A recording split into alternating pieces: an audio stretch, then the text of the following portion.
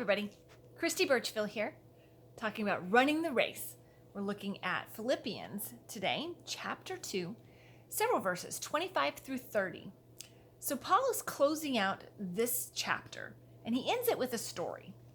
Been several places through this chapter, and it's kind of an interesting story for him to end with. He says, "But I considered it necessary to send you Epaphroditus, my brother, co-worker, and fellow soldier, as well as your messenger and minister to my need, since he has been longing for all of you and was distressed because you heard he was sick.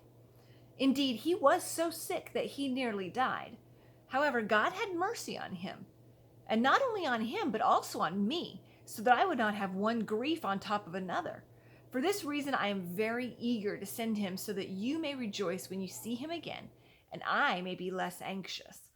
Therefore, welcome him in the Lord with all joy and hold men like him in honor, because he came close to death for the work of Christ, risking his life to make up what was lacking in your ministry to me." Such an interesting story. You have a man, Epaphroditus, and the way this worked is the Philippians had sent Epaphroditus to Paul to minister to Paul, to help him. They had heard he was in prison. He had a lot of things, that were difficult, and so they'd sent Epaphroditus to him to help him. But Epaphroditus then got sick, and apparently very sick. And we're talking about, even just close to death. And Paul was so pleased to be able to report that he was well again, but that the people in Philippi had heard that Epaphroditus had gotten sick, and they were obviously concerned about him.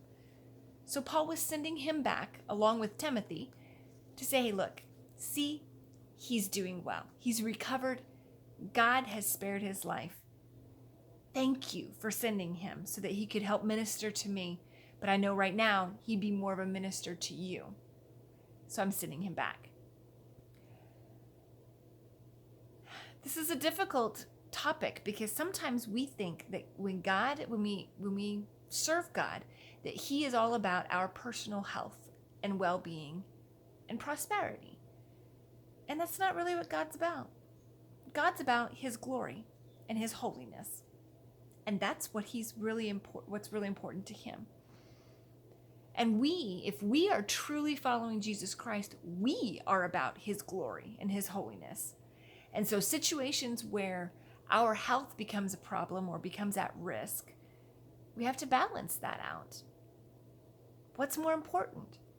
Our personal physical well-being here on earth, or someone else's eternal well-being based on their relationship with Jesus Christ?